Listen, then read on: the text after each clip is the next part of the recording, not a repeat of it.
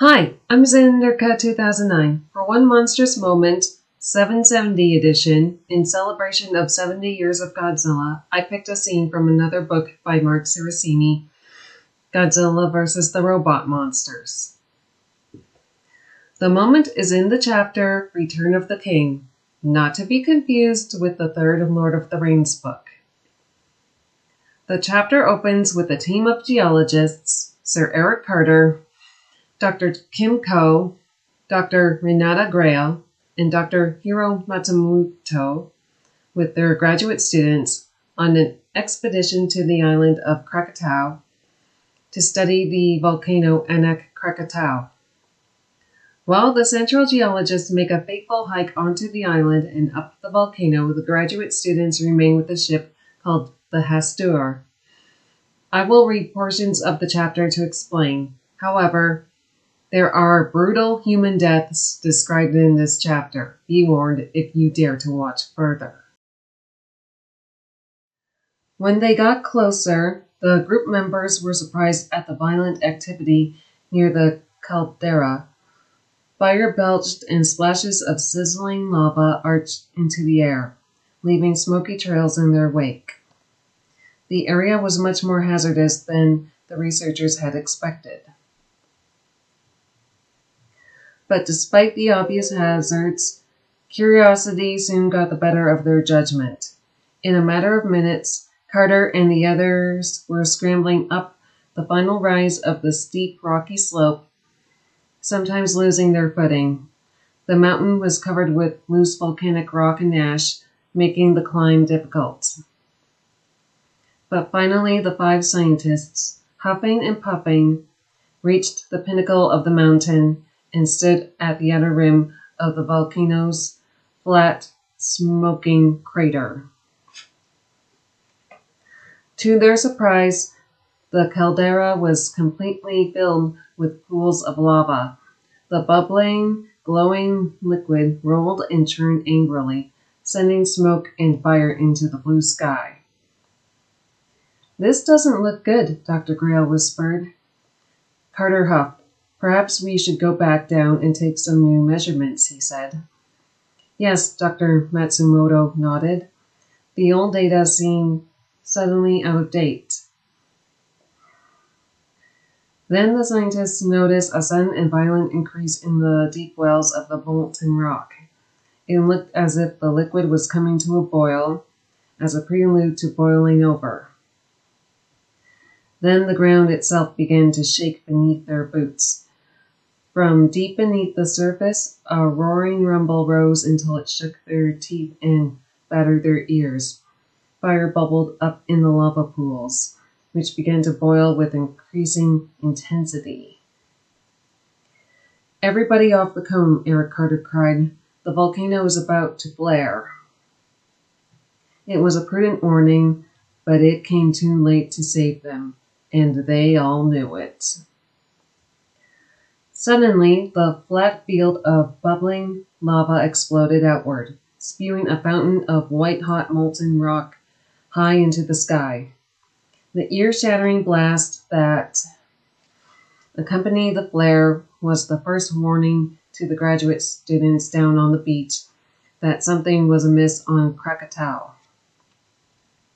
On the mountain, the sound shattered the eardrums of the scientists trapped there. Carter was knocked backward by the force of the blast. Helplessly, he rolled down the rock-strewn side of the cone. He was dead before his broken body reached the bottom. Dr. Co was knocked down by a blast of hot, sulfurous gas. Gagging from the choking fumes and dizzy from the damage to his inner ear, the man tried to struggle to his feet. Then a rock, thrown up from another violent blast, struck him in the head. He was killed instantly. Dr. Grail, deaf like the others, tried to scramble away from the caldera, but a crack opened in the ground beneath her, and she plunged helplessly down a gas vent in the volcano and into the core of the thing itself. Renata Grail's terrified screams weren't heard by anyone, not even her. Dr. Matsumoto managed to scramble blindly through black smoke until he found himself a third of the way down the mountain. But near the base of the peak, he tripped over the loose rocks and broke his ankle. Sitting up, he saw with horror that the bone in his leg was sticking through the flesh of his ankle. He tried desperately to staunch the flow of blood. The earth shook beneath him once again, and Dr. Matsumoto looked up. A dark shadow loomed over him as the mountain itself began to split asunder. He watched the thing helplessly until the bubbling lava rolled over him. Down on the beach, the 15 graduate students and several crewmen from the Hastur were startled by the sound of the explosion. They watched as billowing black smoke poured from the volcano. Soon, gouts of fire began to flare up from the center of the crater. As they watched in awe and horror, something appeared at the top of the mountain. A gigantic black shape slowly rose up from the edge of the caldera. Silhouetted against the bright red flames and the glowing fountains of lava, the gargantuan figure emerged from the very heart of the volcano. A rumbling roar filled their ears, but it was not from the volcano. Shigeharu Yamaguchi, a Japanese graduate student from Osaka, recognized the creature immediately. "It's Godzilla," he cried. "Quick, get back to the ship. That's Godzilla emerging from the mountain." As one, the men and women on the beach rushed toward the ramp of the research vessel. Towering over the beach and blinking in the bright sunlight, Godzilla snorted and hissed angrily.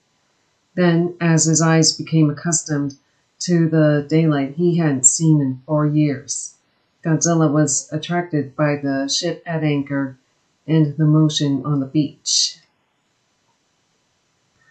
The monster lifted his reptilian head and opened his mighty jaws. With a bestial roar that froze the hearts of those who heard it, the king of the monsters crashed through the side of the erupting mountain. Smashing through the avalanche of rocks, earth, and gushing lava, Godzilla howled again. His bell-like roar echoed across the crashing waves of the Indian Ocean. The creature's charcoal black hide smoked from the tremendous heat inside the volcano's core. Scorching lava rolled from his rigid and pitted flesh.